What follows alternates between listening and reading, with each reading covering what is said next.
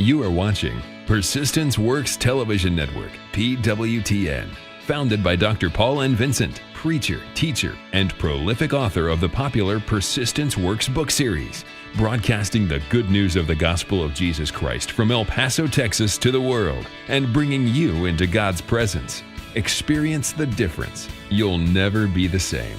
Don't just watch TV, watch Persistence Works Television Network, PWTN. Hello, everybody. God bless you. Hey, this is another bright day, a beautiful day, and I'm so glad coming your way today. You are watching Global Politics Today, and we are focusing on Africa. This is a weekly show that we bring to you on our TV network, Persistent Works TV network platform, where we take time to x-ray different parts of the world, global politics. We focus on cities and nations and states to look at what's happening and to also try to provide solutions and to get to the root of the problems most times, because sometimes we deal with problems from the symptoms of problems. We never get to the root. So the purpose of this broadcast is to try to x-ray the problems, the global politics and issues, and try to see how best to deal with them, especially from a Christian worldview. So welcome to Global Politics Today on Persistent Works TV Network. We are focusing on Africa today. I'm your host, as always, Bishop Colonel Paul Vincent, and I'm so glad to announce to you that we are now streaming on 15 different platforms. We are streaming on our Persistent Works TV network. We're also streaming on Roku, on Fire TV, on Apple TV. We are streaming on our two apps, our Android app, our iPhone app. We are streaming on our website, persistentworks.tv. We are also streaming on all the leading social media platforms, from YouTube to Twitter, to LinkedIn, to Facebook, our two Facebook pages. So wherever you're watching us from, I welcome you today, and I want to invite you, hey, share this broadcast. Listen, we have information that is going to revolutionize your thinking and going to help you to see better and clearer, especially as relates to global politics, relating to Africa. So please help me share this video, especially if you're watching us on social media. Copy the link and share in groups you belong to in your world. And if you're watching us on our TV network, on Roku, on Fire TV, invite somebody to watch. Let it be a blessing. Let this help open the eye of somebody. Today's broadcast is going to be eye-opening, I guarantee you, because I do take time to study and research and get to the root of these things. Now, I think I am best suited to talk about Africa. Why? Because I'm an African originally from Nigeria. I grew up in Africa, so I observed Africa from the inside, and then I moved out of Africa for over close to 20 years now, and I've observed Africa from outside. And having served in the U.S. military, still serving as a reserve, by the way, having been in the U.S. military, so I'm also privy to observe Africa from the government military standpoint. So I'm bringing a perspective to this discourse as to someone who is in the know, who have experienced some of the things we'll talk about. It's not just something I read in the books. It's something I was born, I grew up in, I know for certain, and some of those are from things I've observed from outside. So my goal is to really get to the root of the problem of Africa. Now, when you are talking about a problem or a situation, it's not always like if you go to the hospital, by the way, the doctor doesn't treat your symptom. You may say, I have headache, I have stomachache. They don't treat your symptom. They try to run tests to find out, to get to the root of the problem. Because if they can get to the root of the problem, then they are able to treat your problem, to treat your sickness, to heal you. But if they are not able to get to the root of it, you may treat the symptoms, nothing serious is going to happen. Because guess what? The root of the problem is still there. Sometimes I believe and I think the problem in Africa and in many other nations around the world is that we fail to address the root of the problem, to tackle the problems from the root, and we are treating the symptoms. So what we are going to do today is that we are going to try to get to the root of the problem in Africa.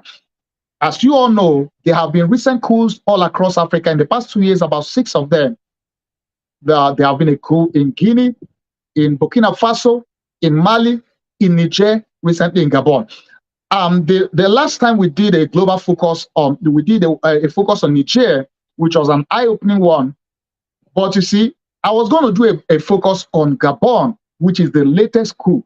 But I decided to give it a holistic approach because the problem is not just Niger or Gabon or Mali and all that. Africa's problem is holistic. Most of the, and by the way, there may be other coups coming up. So Africa's problem, they are very similar because the problem in Niger is the same problem they had in Mali, why the military took over, same in Guinea, same in all of these places. So there are things they have in common.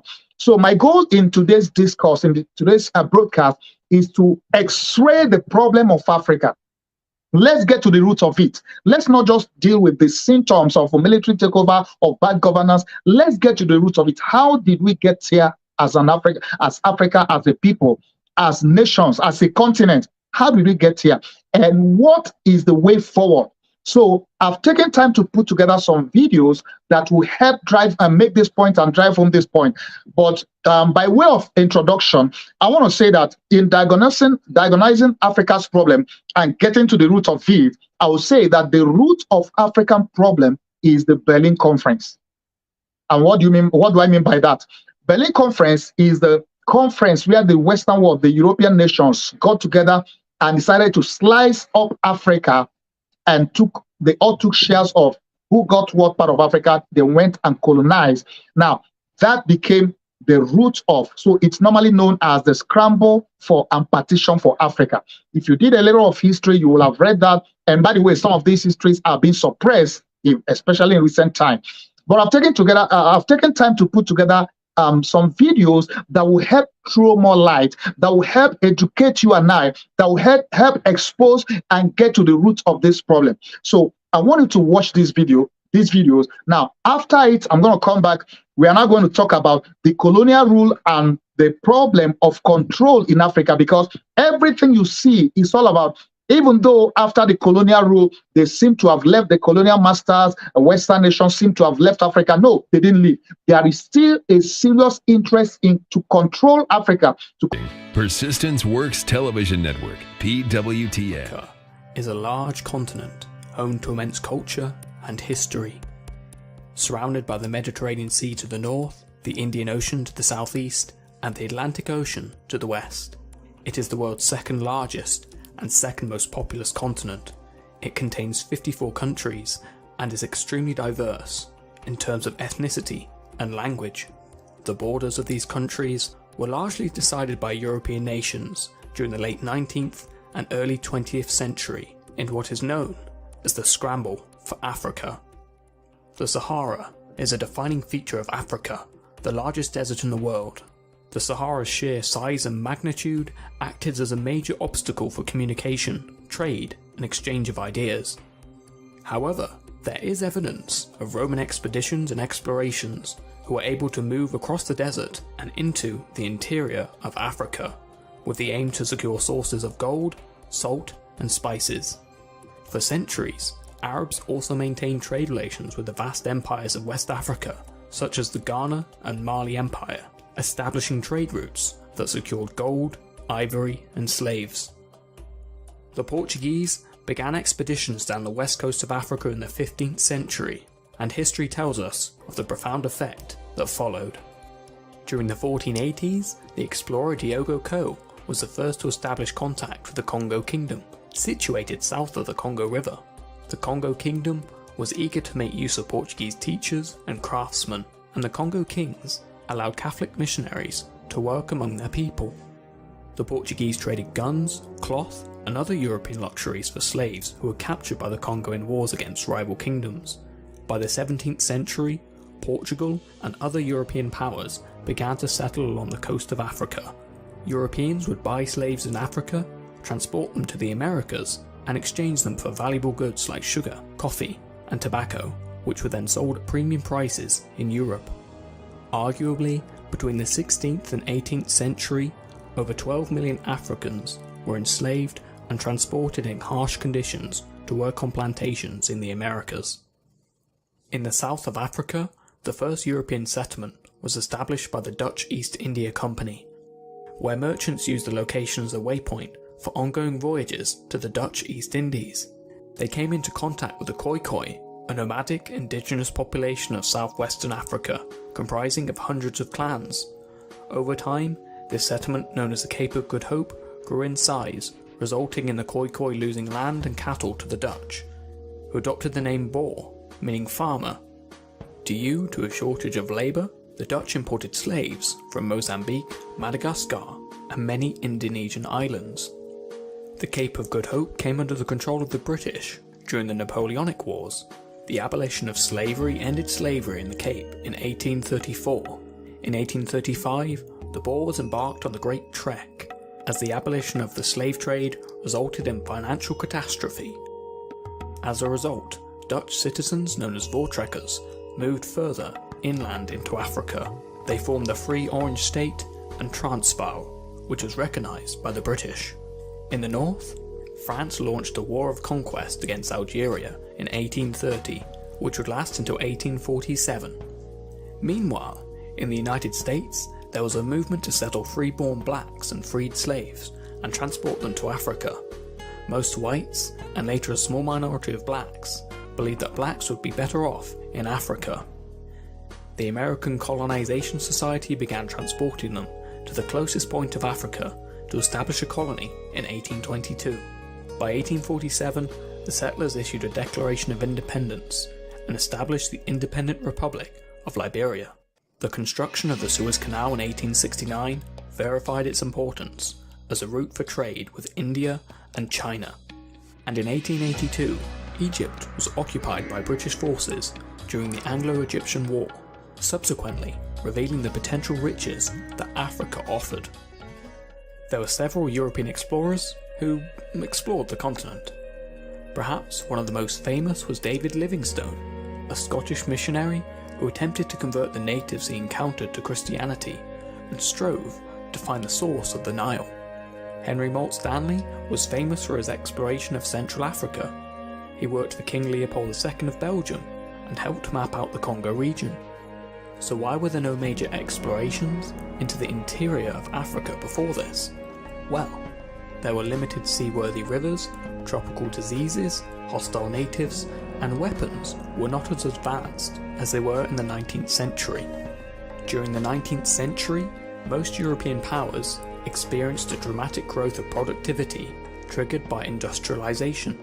European countries overproduced goods and were consequently searching for new markets. Interest turned towards the acquisition of land in order to grow agricultural products for European markets. Europeans moved into the interior of Africa to extract raw materials such as rubber, palm oil, gold, copper, and diamonds. These natural resources made Africa a vital resource for the European economy. Understandably, Europe held the technological advantage. Bands of just a few hundred men and barely a handful of machine guns proceeded to overwhelm and obliterate thousands of Africans. The machine gun was a revolutionary gun that could fire rapid shots at an unparalleled speed. The effectiveness of the weapon was obvious in Sudan, where a British force, armed with roughly 20 machine guns and a small number of gunboats, overpowered Sudanese forces and effectively opened the door for colonization. For 14 weeks and 5 days, between November 15, 1884 and February 26, 1885, European countries prepared and cooked their plans on how to share Africa like a piece of cake. They called it the Berlin Conference. It was at this conference in Berlin, present-day Germany, that African lands were divided on a map, while the Africans themselves were exempted from the meeting. It was not an omission of invitation or a simple oversight. Rather, it was a large-scale legalized daylight robbery. Africans were considered irrelevant and incapable of making meaningful decisions on what happened to or on their lands. Since they were uncivilized, according to these European invaders, they needed help, and the participants of the Berlin Conference were to be their saviors. Towns, lands, and rivers were all portrayed on the map that hung on the wall. With just a ruler and pencil, borders were formed, territories were claimed, and trade routes were created or removed, while historical background, cultural laws, sovereignty, and traditional institutions of a people dating back thousands of years were completely ignored. And just like a piece of cake, Africa, the second largest continent in the world, was shared at a conference table. The Berlin Conference was organized by Otto von Bismarck, the first chancellor of the new German Empire, who was concerned with securing portions of the continent within which exploration had begun. The conference birthed the General Act of the Berlin Conference, which had been nicknamed the Scramble for Africa. The conference consisted of top European nations who were invested in exploring the resources that abound within the continent. This was justified under the guise of civilizing or developing the countries, which they considered barbarian and primitive. This paved the way for the colonization of the African states by the Western countries and eventually robbed the continent of its rich cultural heritage and linguistic diversity. By the time most of these countries would gain independence from their colonial masters during the 20th century, great damage had already been done. The structures and systems that had been laid down by the colonizing nations made inadequate provision for self-sufficiency and thus had a great dependency on their colonizers for survival. So, how did the Berlin Conference come to be, and what impact did it have on Africa as a whole? There was a general belief by the Europeans that Africa belonged to no one in particular and had to be claimed and developed. When the Berlin Conference took place, no African individual or leader was present. Ironically, Africa had experienced a great deal of development before the Europeans. By the 13th century, different empires within Africa had attained global prominence, drawing the attention and curiosity of the Western world. Some stories about the level of wealth contained within the continent seemed too good to be true, but with the discovery of the Congo River Basin in 1874 by Henry Morton Stanley, there was certainty about Africa and its rich resources. One of the leaders who was very interested in these discoveries was King Leopold II of Belgium. Leopold had previously formed the International African Society, which had a mission of civilizing Africa. He teamed up with Stanley and eventually created the International Congo Society. This was similar to the former society but had more goals added to be achieved by the society. But Leopold was far from being a sincere man. He was a strategic and cunning leader who wanted to advance his personal wealth with Africa's resources. He began sending explorers who doubled as his representatives in laying claims over a wide expanse of land at the center of the continent. In the course of his civilization agenda for Africa, he secretly bought off investors in the International Congo Society. Stanley went to the area to try to establish the Congo Free State. This was while other European nations were also in the scramble for Congo.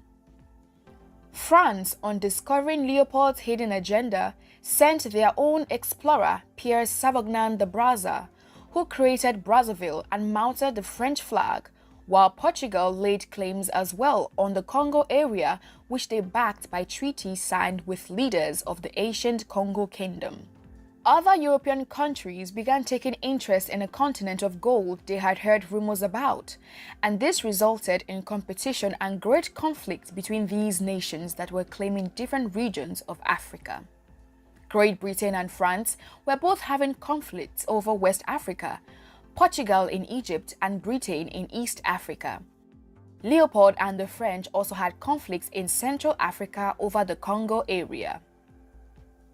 The German Chancellor Otto von Bismarck, whose country was considered an imperial power, also picked up interest in laying claims to African lands. He sought to resolve these conflicts by calling for the Berlin Conference. Bismarck felt these conflicts arose because there was no equal distribution of access to the economic advantage Africa provided, and called for the conference to resolve these irregularities. This proves that the purpose of the Berlin Conference was largely economical and not for developing the African states. Countries such as the Austro-Hungarian Empire, Belgium, Denmark, France, Great Britain, Italy, the Netherlands, Portugal, Russia, Spain, Sweden, Norway, and the Ottoman Empire were represented at the conference. The conference began on November 15, 1884, and went on for 14 weeks and 5 days, ending on February 26 of 1885. In the Berlin Conference, territories claimed by European countries were to be legalized, formalized, and then drawn on the map to avoid further conflict.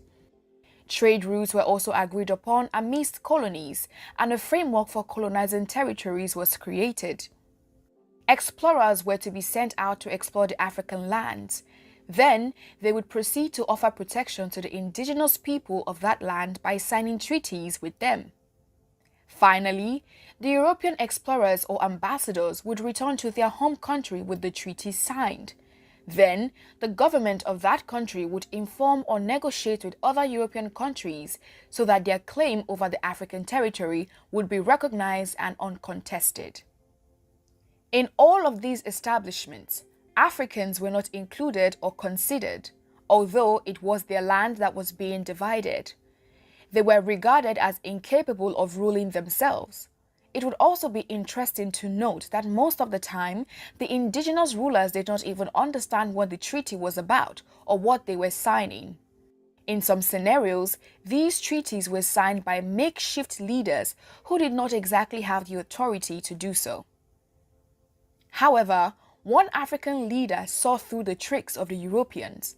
Menelik, an important leader in Ethiopia who would eventually become emperor, wrote a letter to the participants of the conference clearly stating that Ethiopia would not be needing their protection. Although his letter was ignored, Ethiopia and Liberia were the only African states that were not colonized in the scramble. The Sultan of Zanzibar begged to be present at the conference, but to no avail. Little did he know that he was to be part of the main topic of discussion. The General Act outcome of the Berlin Conference, and it made provisions for different trade routes and the framework for colonization. It addressed different issues bordering on the colonization of the African states. It confirmed the Congo Free State as the private property of King Leopold II and also confirmed the free trade proposal by making the Niger and Congo rivers free for ship traffic. The General Act also included the signing of the International Prohibition of the Slave Trade. More importantly, it established the principle of effectivity, which stated that powers could only possess colonies if they actually possessed them. This also meant that any country which wanted possession of any territory in Africa would notify other signatory powers for formalization and recognition. The Berlin Conference was a glaring disregard for Africans. The Europeans saw their views, opinions, and ownership over their lands as irrelevant. 14 countries were duly represented at the conference, and at its conclusion, 8 out of the 14 countries started possessing different parts of the African regions.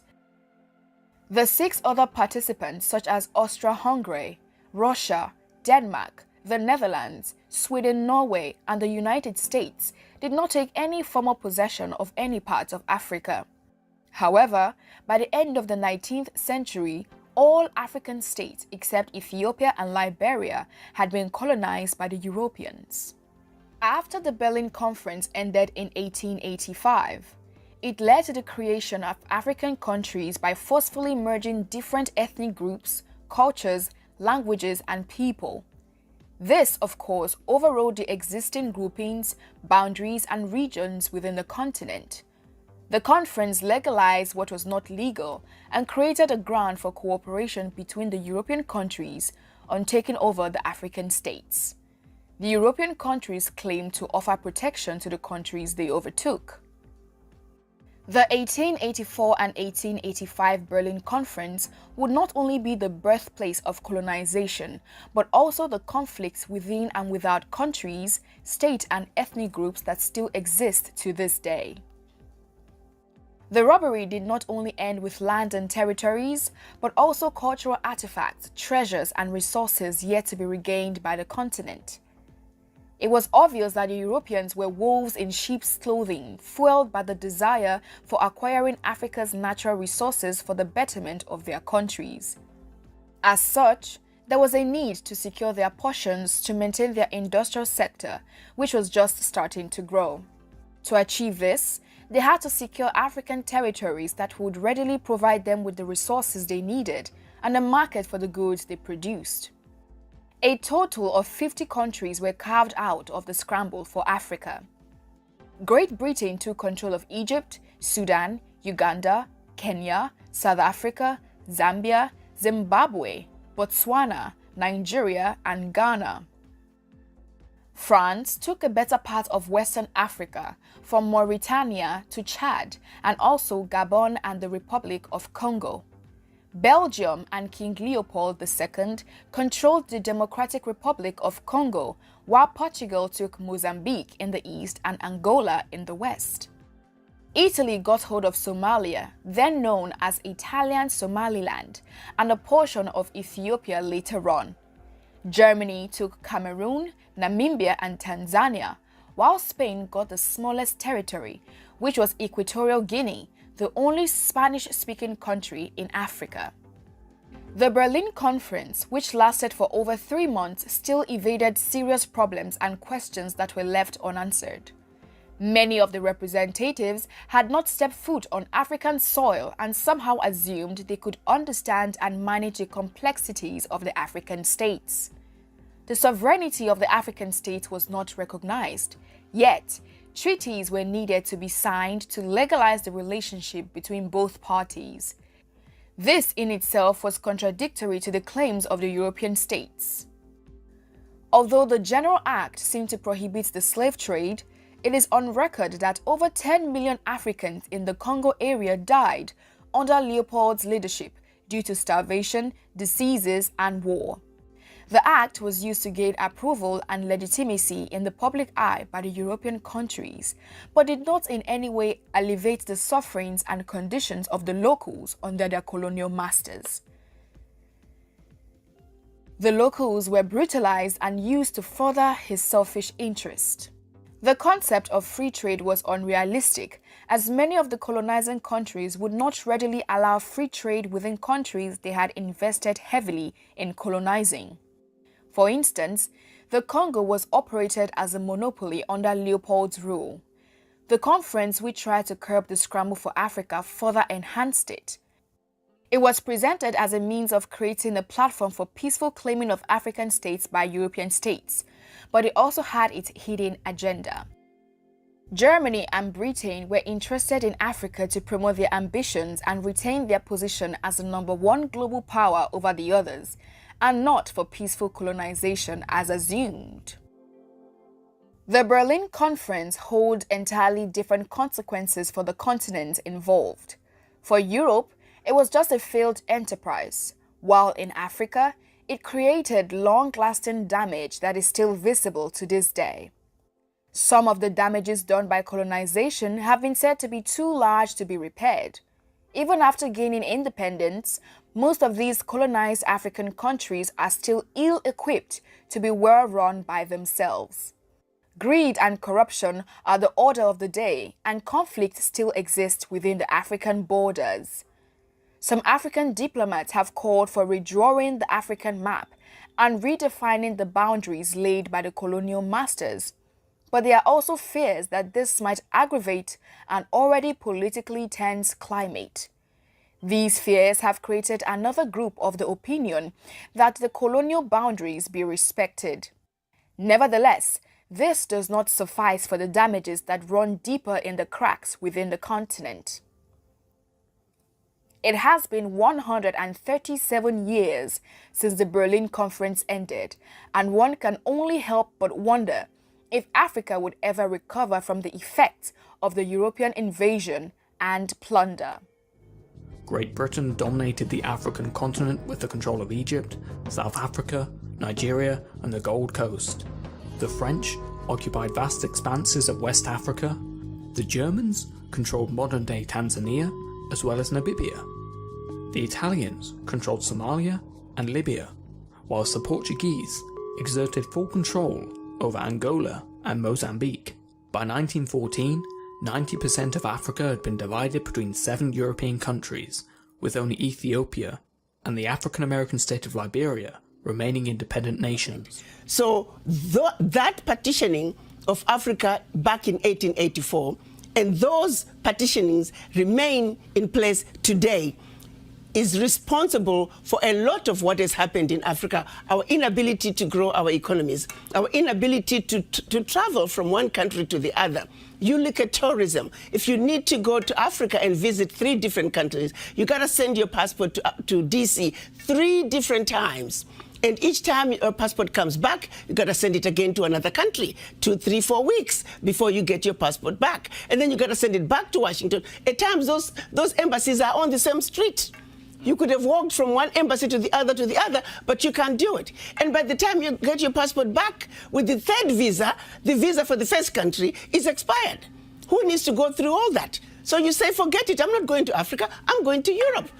At every level, what we see happening today in Africa that affects economic development is directly related to what was done in 1884. You try to go from one part of Africa to the other. It's easier to fly into Europe and then come back down. Why? A lot of the airspaces were closed.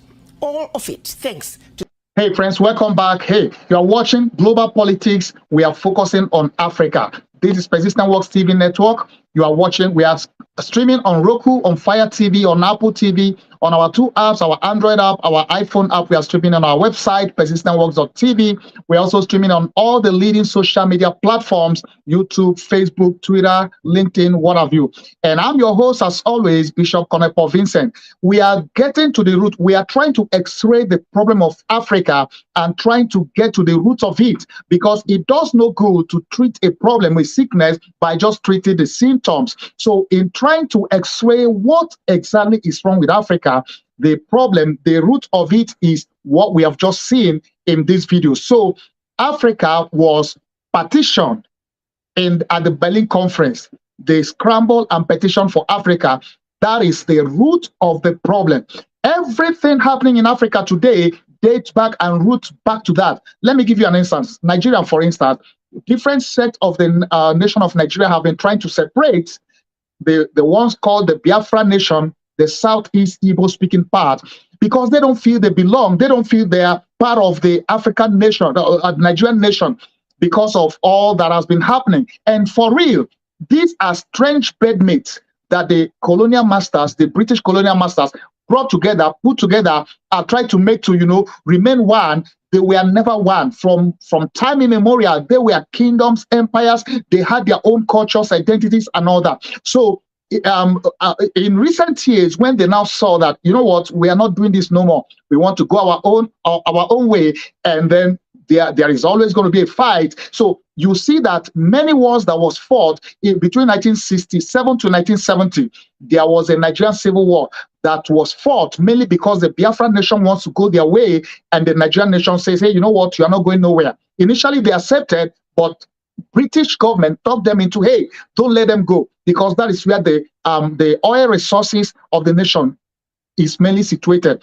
So they fought a war for 3.5 years. Over 3 million were killed, mainly Igbos, Southeast Nigeria were killed in that civil war.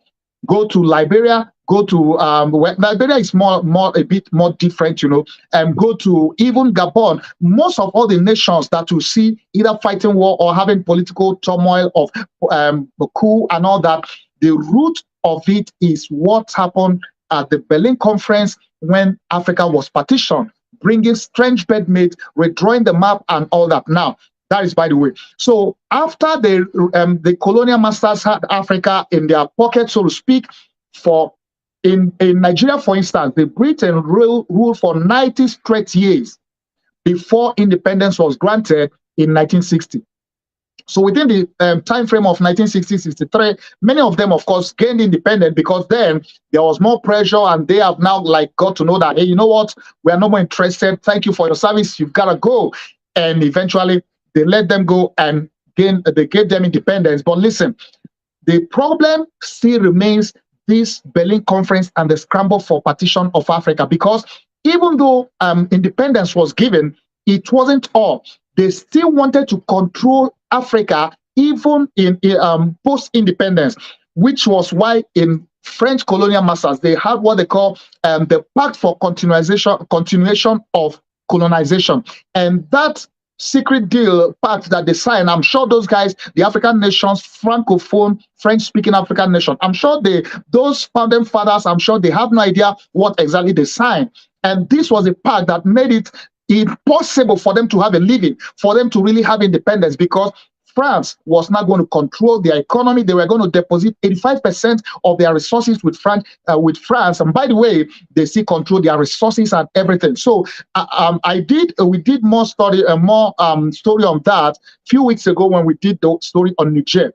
But the point is that exploitation of the African resource and the control, even after independence, was still a key issue. So these European nations didn't want to let go completely. And that was how, even though the nations gained independence, they were still pulling the strings, so to speak.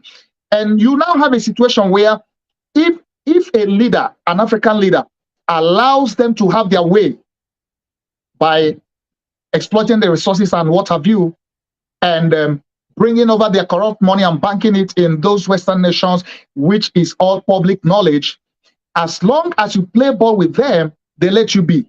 But anytime any African nation or leader wants to do the right thing, wants to do what's right for its people, you see that they plot against them. There are coups, there are assassinations, and all of that. The goal is to keep them under control. The whole game, the whole problem is in Africa still remains the control. The colonial master still wants to control Africa. You have it in the Francophone countries, you have it in the Britain, in the Anglophone countries, which are the countries Britain colonized, even though it's more, or it was, within the Francophone speaking countries, which is why in recent years, it's like they've just woken up. There is now more awareness, more education, and some of these guys say, you know what, we are not doing this no more. Let me give you another instance.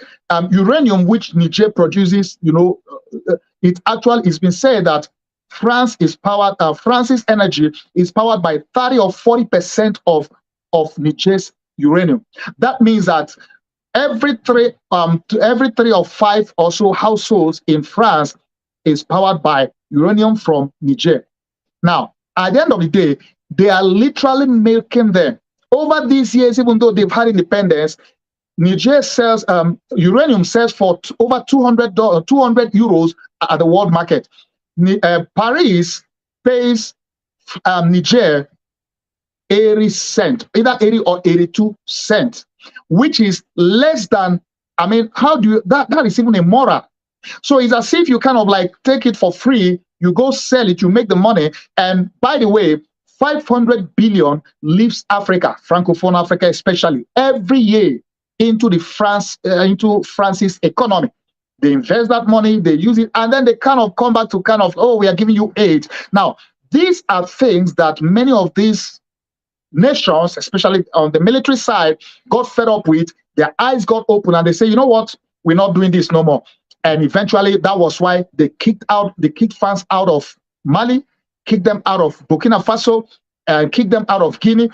These places that had recent coup, which is what exactly they are trying to do. Now, look at what's happening in Niger. That gives you the mindset of some of these nations. They still feel they have that control. Do you know that 14 of those Francophone nations still uses CFA, which is France's own currency, which it prints for them? They don't even have their own central bank. So you see the control is so massive.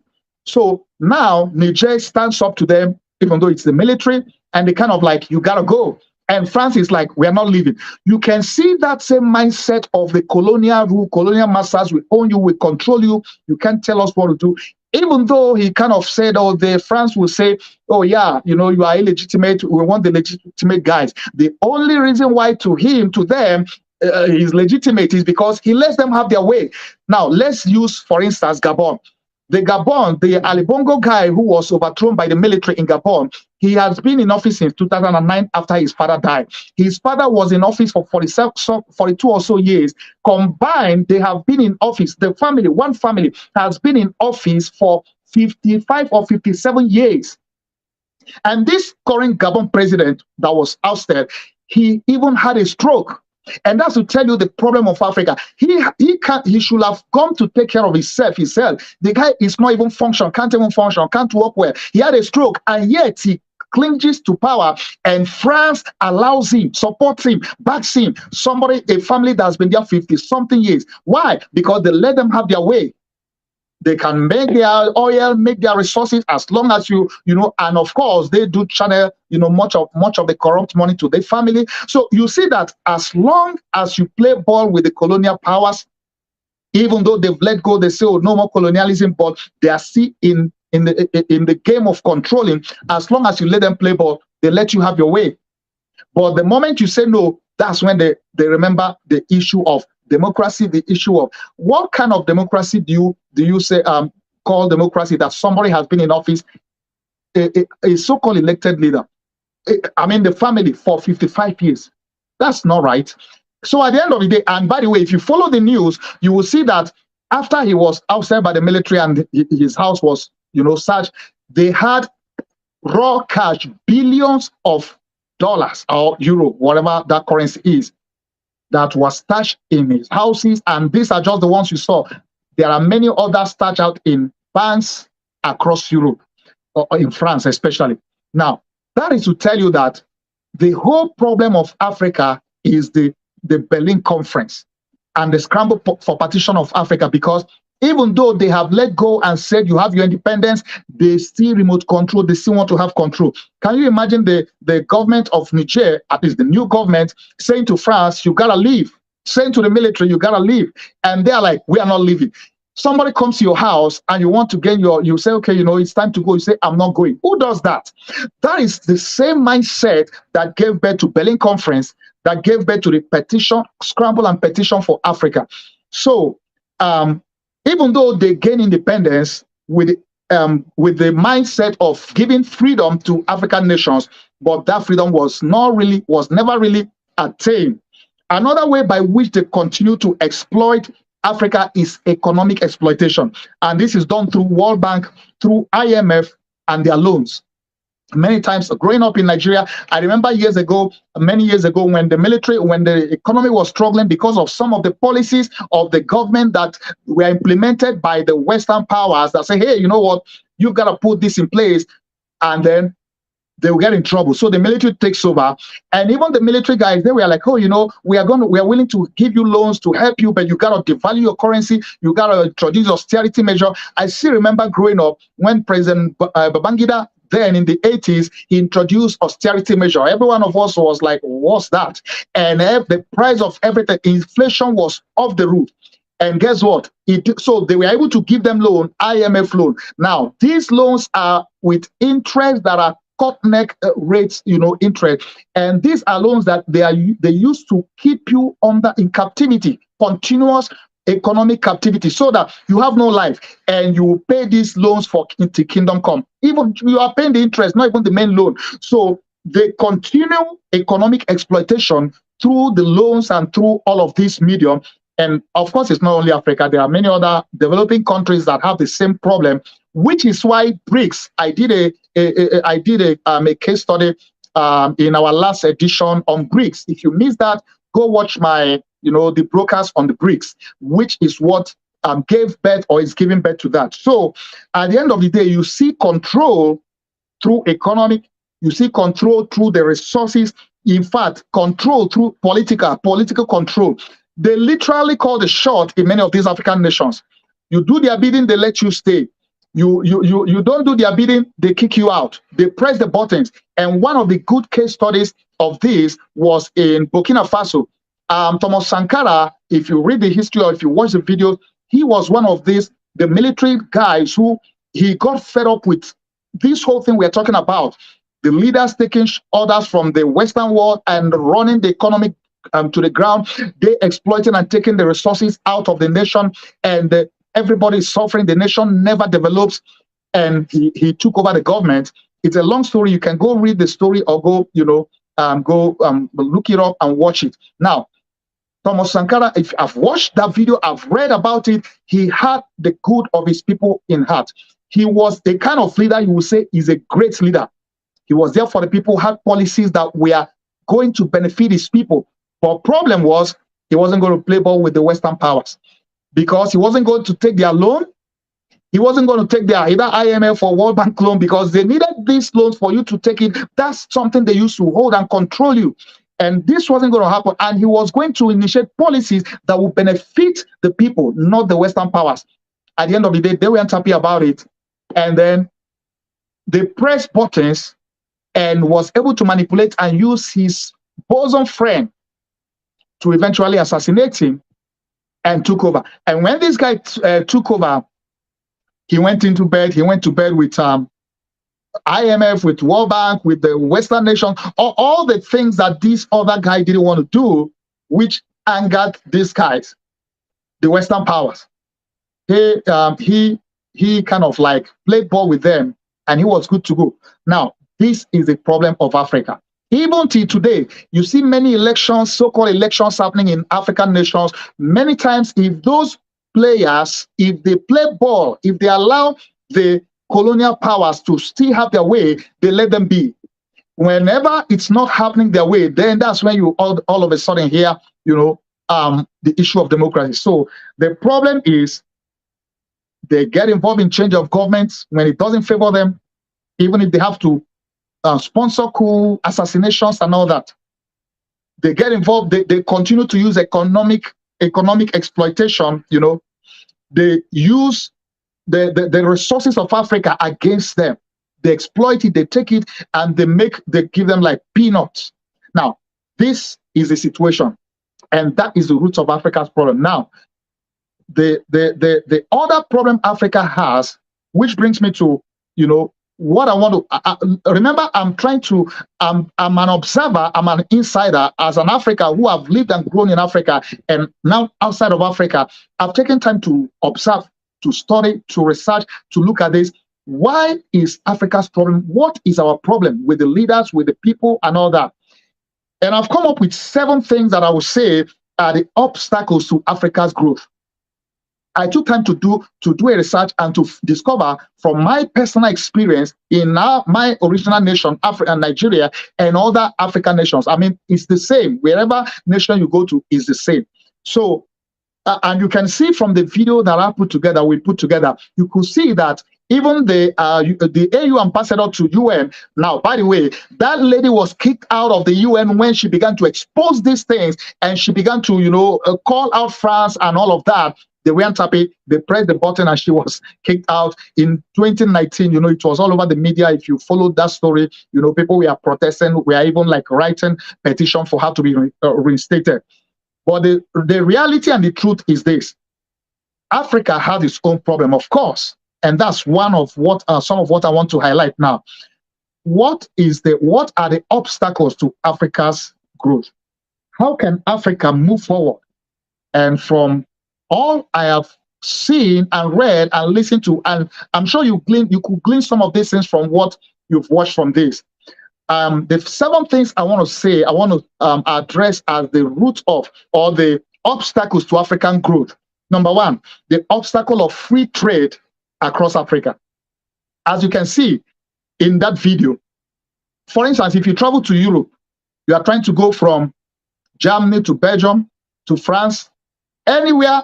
I mean, like, you don't need to have a visa. For instance, you get a visa. Those of us in the US, I have done Europe missions a couple of times. I travel from France to Germany to Cyprus to Netherlands. All of those places, you don't need a visa. Of course, being a US citizen, I don't need visa. But for somebody coming from a nation where they need visa, you just get a visa, especially the Schengen visa. Schengen has enlarged to like 29 nations or so. So literally, you get a visa to a nation in Europe, you can travel across the rest of Europe. You don't need no more visa.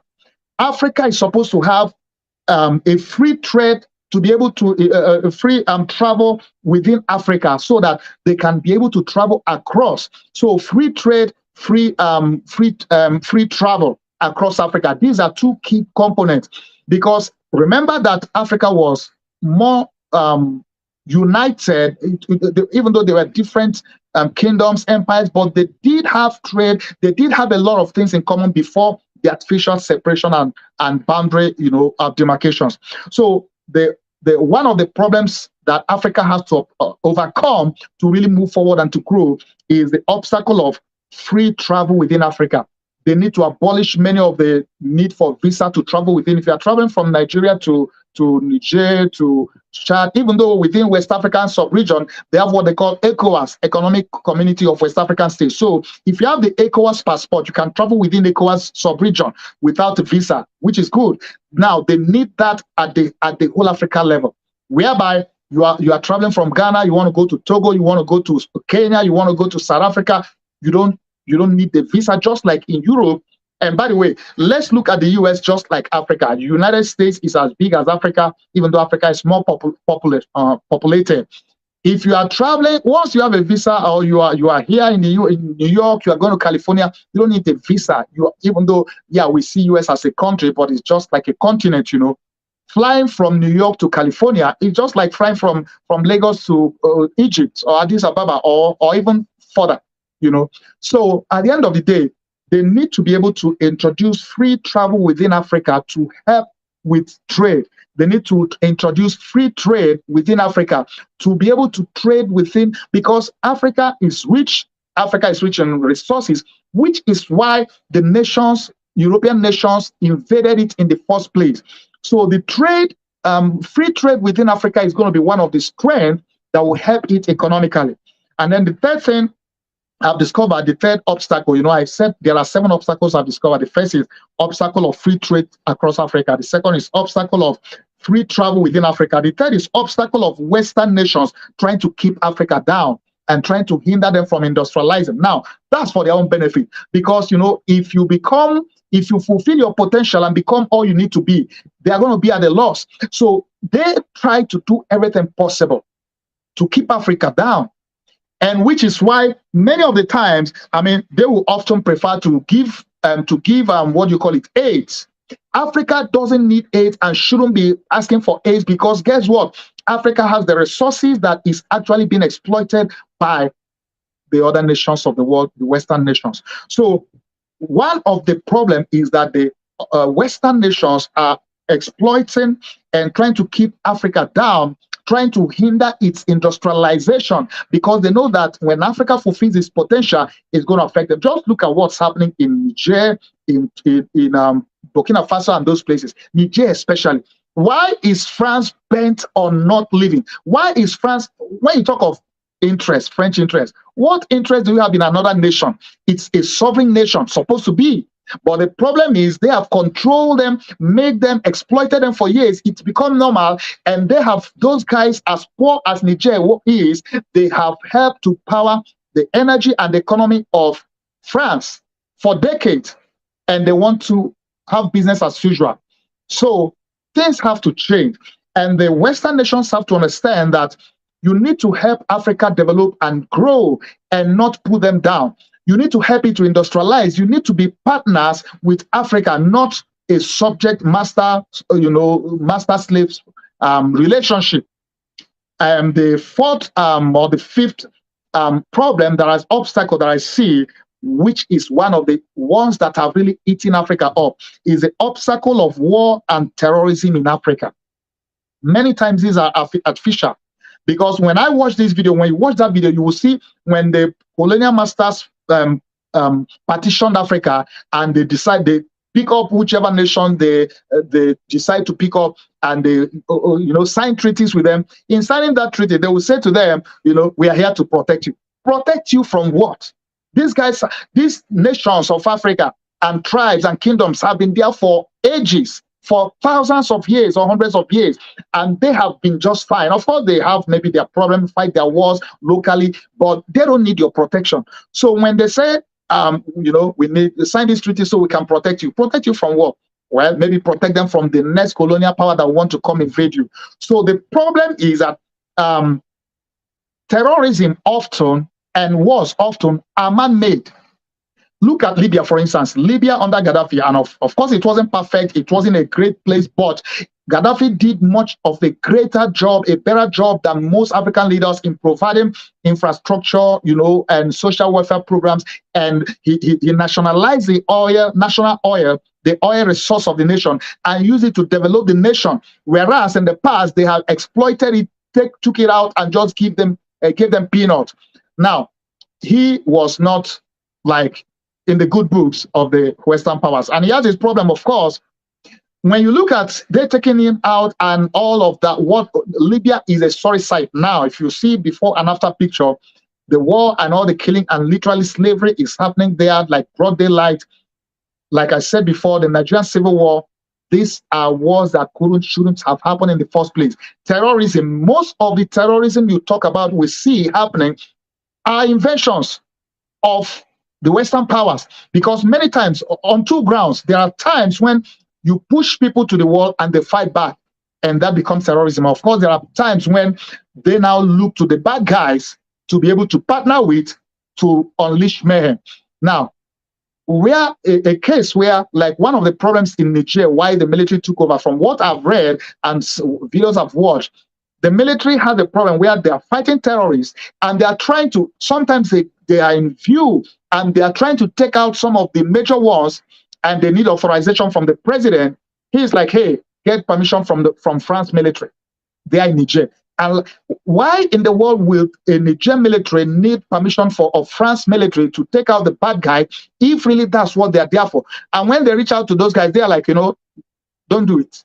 So these are some of the things that you look at, say, is the terrorism and war in Africa, are they man-made? Are they invented? Are they part of the ways to keep the business going? And by the way, you know that the business of terrorism and security and all that is a multi-billion-dollar. And I'm telling you this from being in the military. The U.S. military budget, when I did the issue on BRICS last time, I gave more details on this. The budget is, I think, 1.something trillion, 1.7 or so trillion. I can't remember the exact figures now. Now, this is something that goes to, there are nations that doesn't have that kind of budget, whole nation. When you look at nations that have been fighting war, why did those wars, some of those wars, even happen in the first place? They were, in many cases, they were unnecessary, they were unneeded, but somebody has to make those wars happen. Somebody has to kickstart this thing so that, the military-industrial complex has to do business. The military-industrial complex has to sell their weapons, they have to do business, they have to make profit. So many times, these wars are not necessary, but they are invented, so that some people can be in power, can remain, in power. In Nigeria, for instance, the security budget, for instance, of most state governors, the state government, they have a security vote, they have a security budget, which is unaccounted for. This, like $1 billion or thereabout, that is for security. And when it comes to security, that's the kind of money that any government will approve, because, hey, who wants to be bombed or killed also? And that makes room for corruption. It makes room for people embezzling money and not accounting for it. So that becomes a problem. The obstacle of war and terrorism across Africa, and those fueling it, most of the time, the same Western colonial powers fueling the wars and terrorism, so that so you can be in business. So hey, we are here to provide protection for you, but we are also the one causing the problem in the first place. You can't be the problem and be the solution at the same time. So that is one of the problems I've seen in African usually. And by the way, you also know, if you have followed the case with Niger, you also know that they are pushing the Western powers, the France, and I don't know how much US is involved, and I hope US stays away from this with France. But you know that France is actually lobbying ECOWAS to go into war, to go fight Niger. And we already know how these things happen. When Liberia war happened and other wars, you know that apart from the human capital, loss of lives, it takes decades to rebuild. And war, you demolish and destroy and destroy everything. So it's easy to push people into war, but the consequence, that many times these powers they don't care. All they want is whatever their interest, they want to protect is. And I did a video some time ago saying, hey, Nigeria or ECOWAS, you better not get into this war, because it's not going to be funny, because in this case, as you know, if you follow this whole case, Russia himself is also interested and involved. So if there is ever a war between ECOWAS, Nigeria, ECOWAS, and Niger, you are going to see that other world powers will be involved. Of course, Mali, Burkina Faso, Guinea have already said they are going to, fight with. They're going to support Niger. So you are going to see ECOWAS, Economic Community of West African States. You are going to see them divided, a couple of nations, 5, 6, 7 of them versus the rest.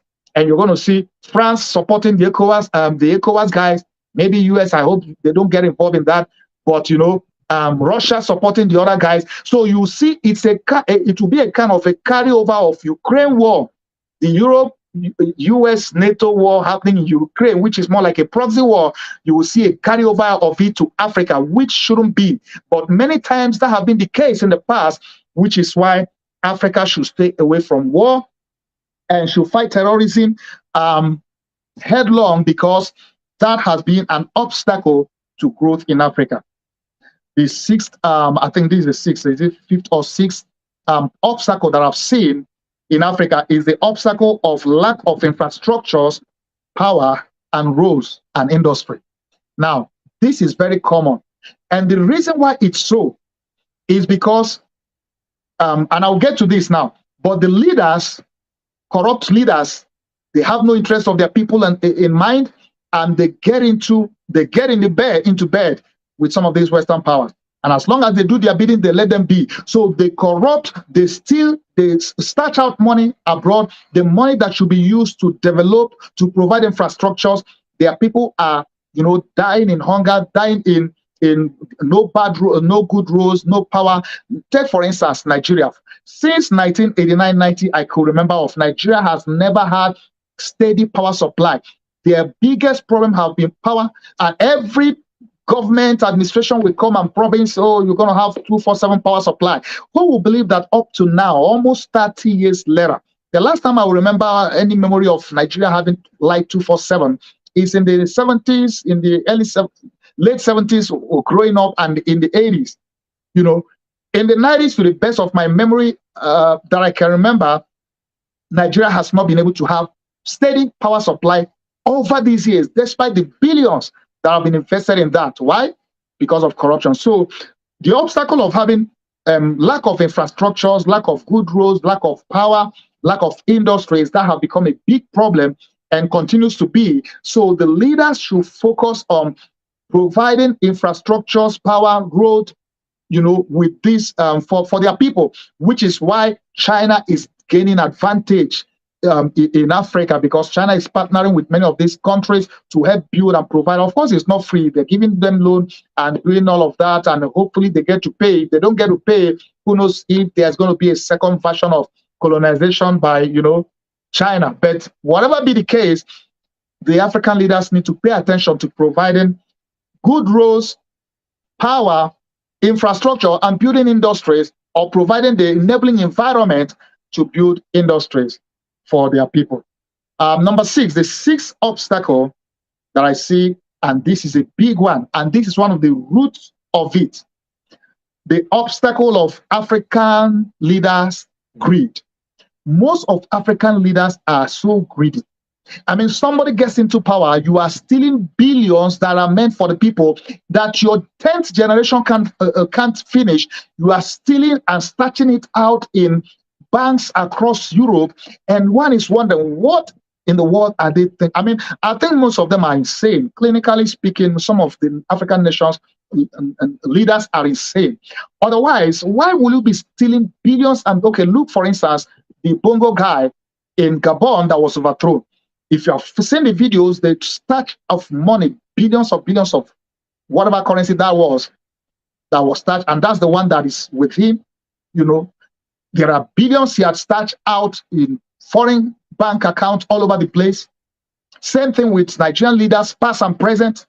Many of them, the current Nigerian leader is so corrupt that his case, in fact, I just saw today, the FBI said they are going to be releasing his case file in October.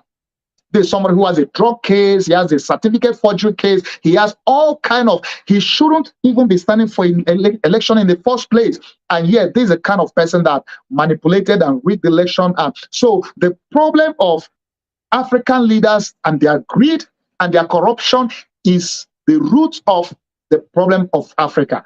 Because if they will serve their people, like you are elected in office, you want to serve, you serve your people, and not for your own greed, guess what?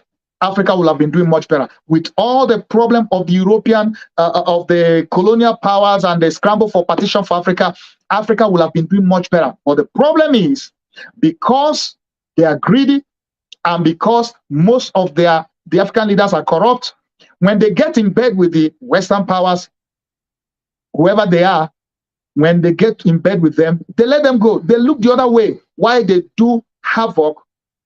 And at the end of the day, listen, until African leaders learn to serve their people, until they learn to be leaders who are going to care more about their people than about their pocket, until they learn to serve without being greedy, without being corrupt, Africa still has a long way to go.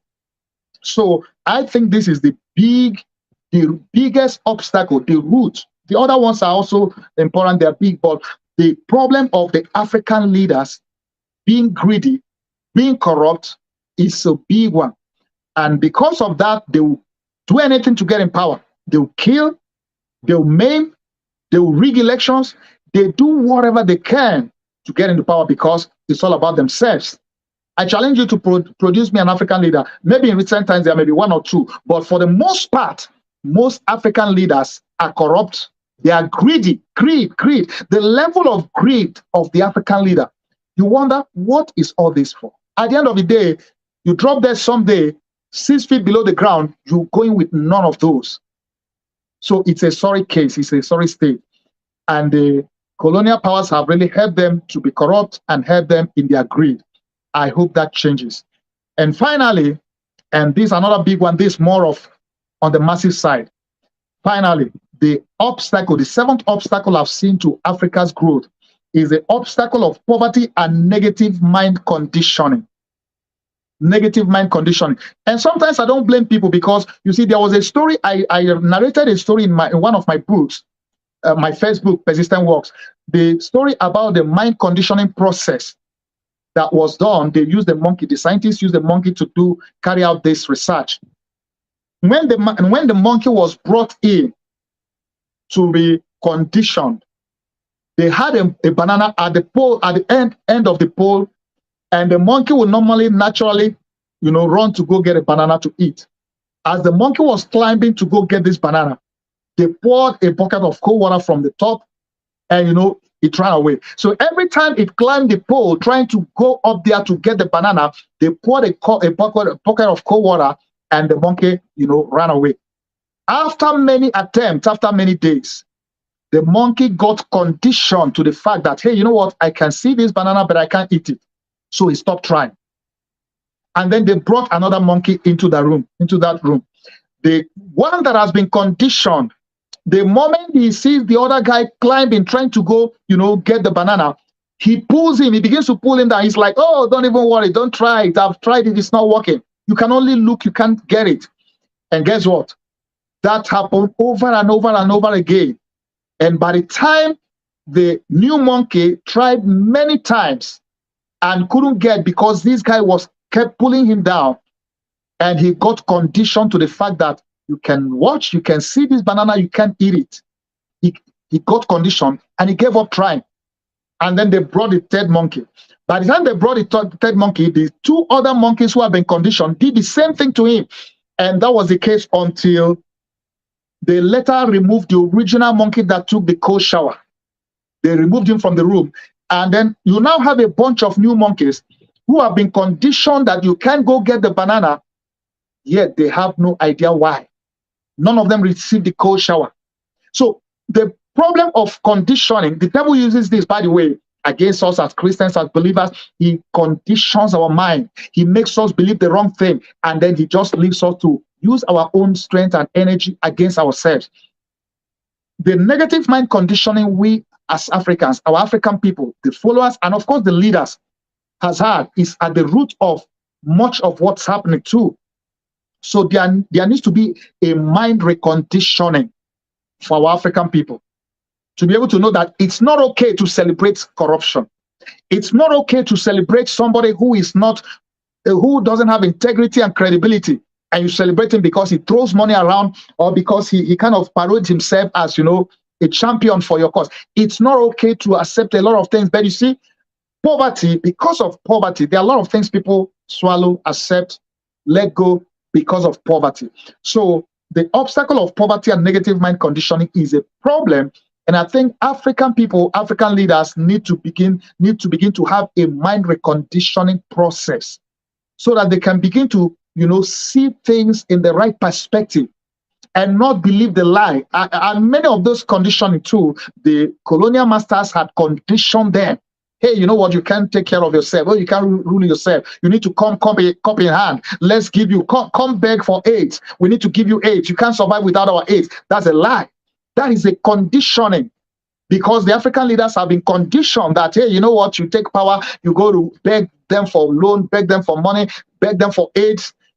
That is not supposed to be the case. Africa is rich in resources. It should be the other way around. Anyway, I hope that this have been able to throw some light and give some insight to you watching. And I don't know where you're watching from. I don't know if you're an African or if you're not. But you see, it's time Africa wake up. It's time African leaders wake up. It's time we get to we understand and know the root of this problem, as we have shared in this broadcast. And I pray that Africa will once again become a shining example, because it's already blessed. Africa is blessed with people, with resources, but the problem is that it has not harnessed those resources.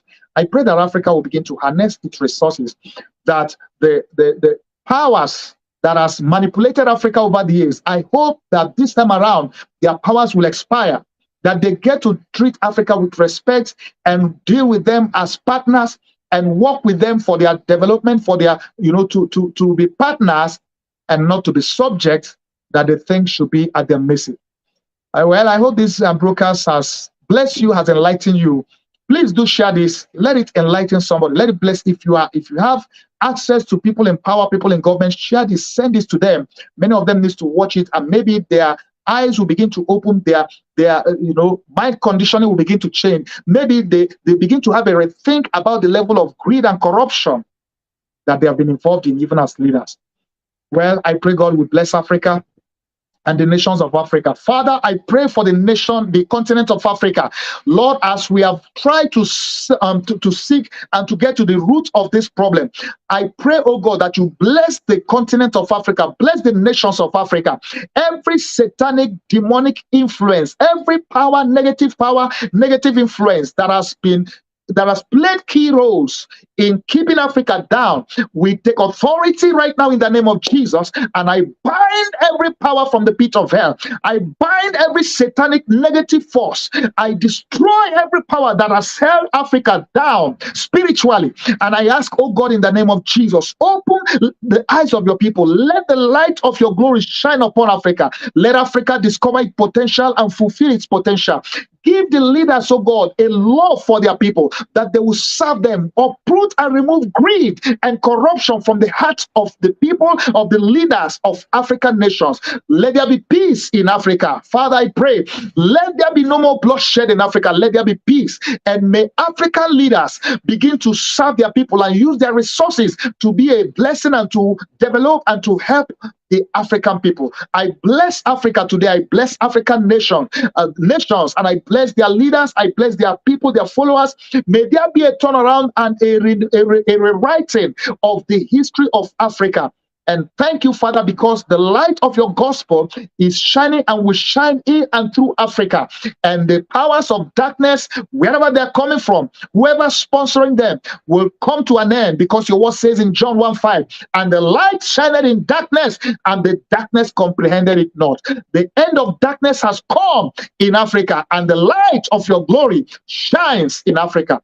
Thank you, Father, in Jesus' name. Amen. Well, I know you've been blessed. I know you've been enlightened. I know you've been encouraged. I know for some of you, this will be eye-opening. Watch it again if you have to, and send this video to people. Share it across in your wall, in your groups, and let it be a blessing to somebody, because people need to hear this, especially those of African descent. Praise God. Well, once again, I want to thank you for today. So join me next week in another edition as we tackle another topic, another nation in glory. We hope you've been blessed by today's TV broadcast. Join us again for our next TV broadcast. If you have a testimony of how you've been blessed, please let us know. Send us an email at persistenceworkstv@yahoo.com. Please support our TV network with your donation to help us reach the nations with the gospel. You can give through PayPal, Zelle, Cash App, or online at www.persistenceworks.tv. You can make your checks payable to Vincent Paul Ministries International at 11829 Gwen Evans Lane, El Paso, Texas 79936, USA. Attention, pastors and bishops. If you want to air your church or ministry program on Persistence Works TV network, or you want to promote your product or services, contact us today. Send us an email at persistenceworkstv@yahoo.com. Download our Persistence Works TV network app in the App Store or Google Play Store. Also, add us and watch us on Roku, Fire TV, and Apple TV. Read our Persistence Works magazine and enjoy great content. Simply visit the settings page of our Persistence Works TV network app, click on the button to read the electronic edition of the magazine. To order the print, ebook, or audiobook editions of our Persistence Works book series, visit the settings page of our Persistence Works TV network app. Follow Bishop Colonel Paul Vincent across his social media platforms: Facebook, X, TikTok, Instagram, LinkedIn, YouTube, and Truth Social. For more information about PWTN, visit www.persistenceworks.tv.